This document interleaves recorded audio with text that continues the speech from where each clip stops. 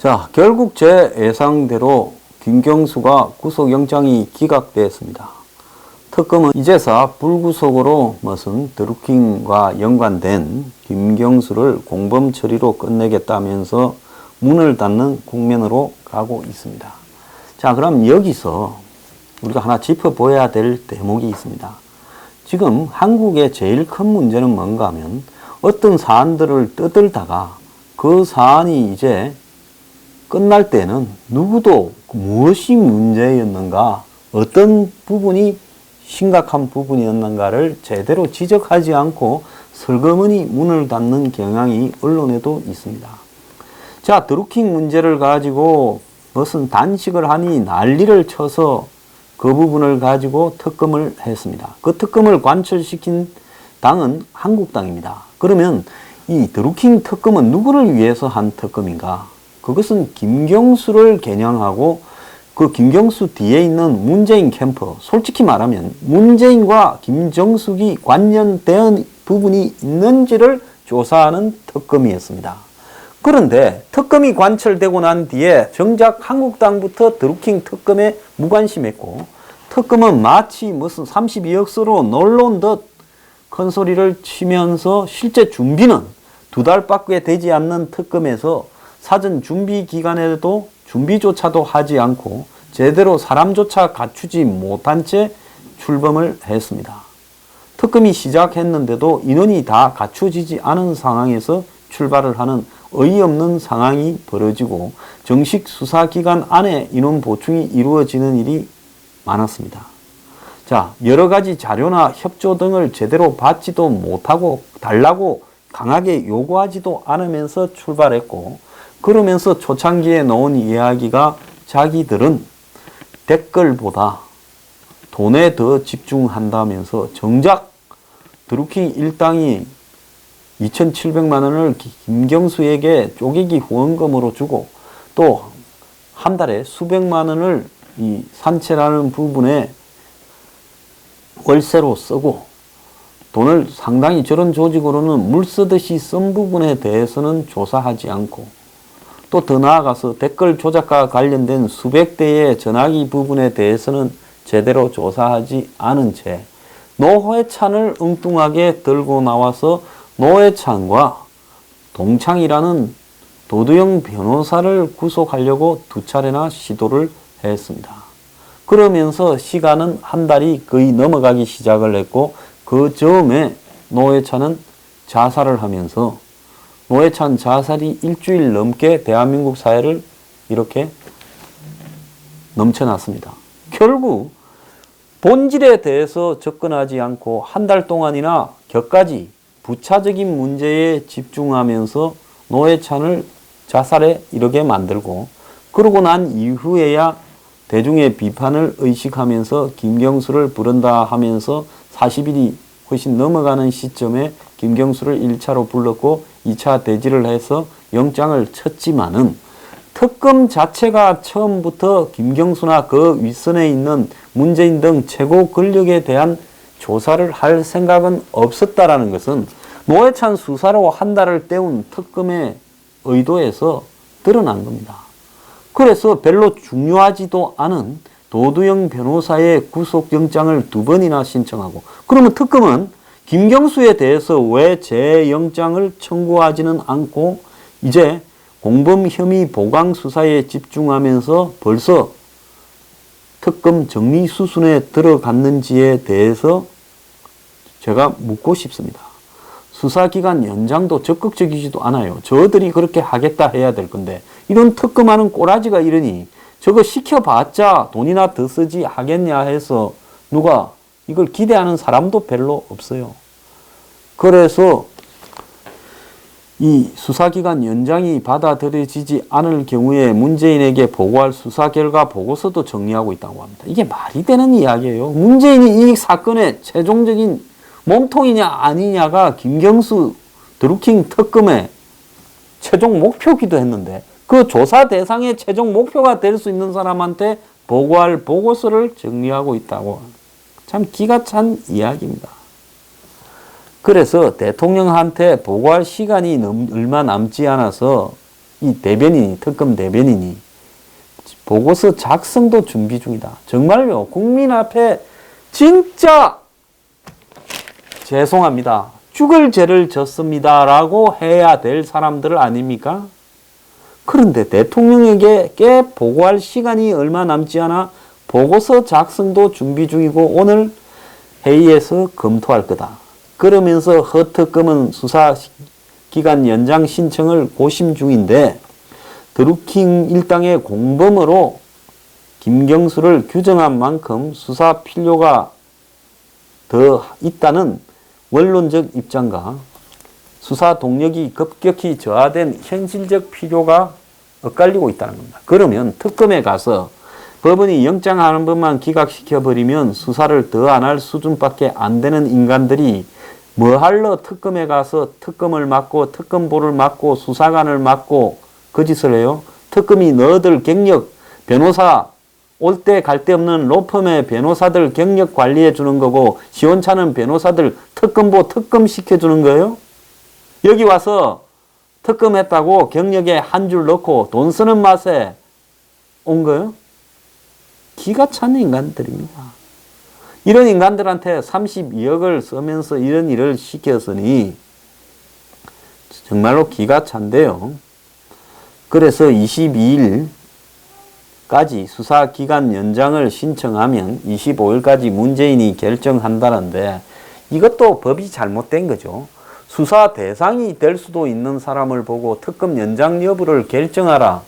그래서 만약에 최고 권력 특검 연장 여부를 결정해야 될 사람이 그 특검과 관련이 있는 이해상충의 문제가 있다면 이런 결정을 헌법재판소에서 하라든지 뭐 이런 식으로 했어야지 이런 게 어디 있냐는 거죠.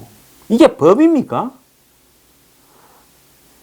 자, 그래서 특검은 김경수에 대한 혐의 보강 작업을 하고 있는데 구속영장 재청구 여부와 관계없이 기소 수순을 밟을 거다. 어디에도 영장 재청구한다는 말을 하지 않아요.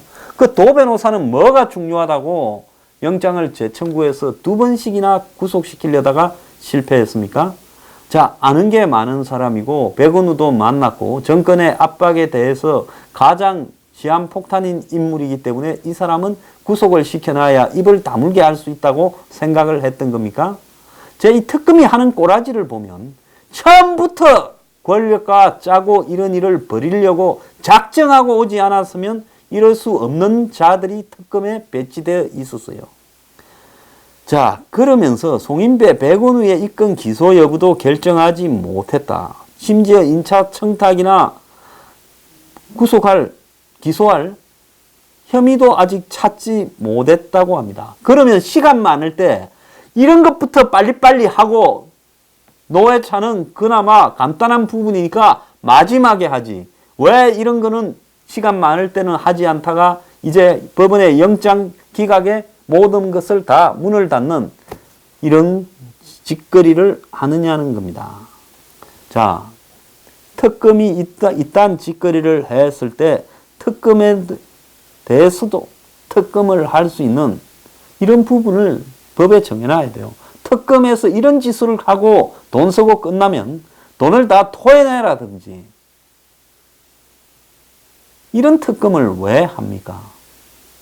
차라리 의혹 있는 사람들로 특검을 구성케 했어야지 이게 말이 되는 이야기입니까? 이게 대한민국이에요. 사회 시스템의 수준이라고 저는 보고 있습니다. 어떠한 걸 갖다가 사회 시스템으로 만들어놔도 그 시스템이 작동을 하지 않으면 한마디로 권력이 얼마든지 전행할 수 있다는 것을 보여주는 예지요. 지금 드루킹 특검 연장에 대해서는 찬반이 팽팽한데 찬성이 45.5로 더 많대요. 자, 민주당은 최악의 특검이라고 지금 비판을 하고 있습니다. 자, 이제 특검을 물타기를 하려고 민주당 백예련 대변인은 드루킹이 한나라당이 2007년 대선 당시 30억을 들여 댓글 조작 조직을 운영했다라고 진술을 했다며 이걸 폭로를 했습니다. 그래서 지금 제목에 보면 드루킹 한나라당 중국 조폭 동원의 댓글 기계 운용이라는 말까지 하고 있습니다. 그래서 그 내용을 보면 2007년 대선에 한나라당이 조폭까지 동원해 댓글 기계를 운영을 했고, 당시 서울 용산 전자상가 등에서 한 대 500만 원가량 하는 댓글 기계를 200대 사들였고 약 10억의 비용을 썼다라고 이야기를 하면서 드루킹이 특검에 한나라당이 댓글 기계 운용을 중국에서 활동하는 조폭들에게 맡겼고 이들에게 지급된 보수 등 용역비가 20억 가량이다 라고 이야기를 하고 있는 겁니다.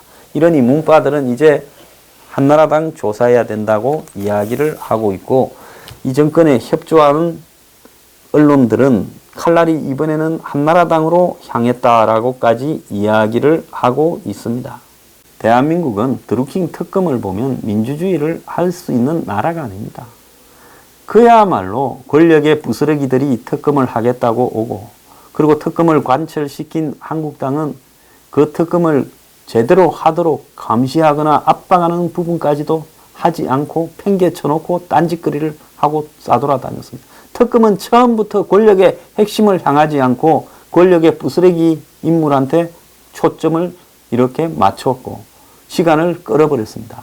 그리고 제가 이야기를 했죠. 영장 청구에서 의도적으로 중요한 걸 빼고 비본질적인 걸 넣고 이렇게 함으로써 저들은 영장을 청구함으로써 할 일을 다 했고, 겉으로는 민주당과 권력이 특검을 비판하는 척 하지만 속으로는 이번에 참 수고 많았고 나중에 세상이 조용해지면 한 자리 챙겨줄게 말하고 싶을 겁니다.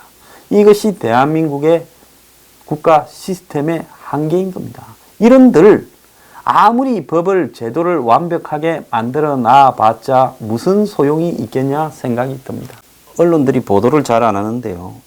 부유한 정부, 가난한 국민이라는 내용이 나왔습니다.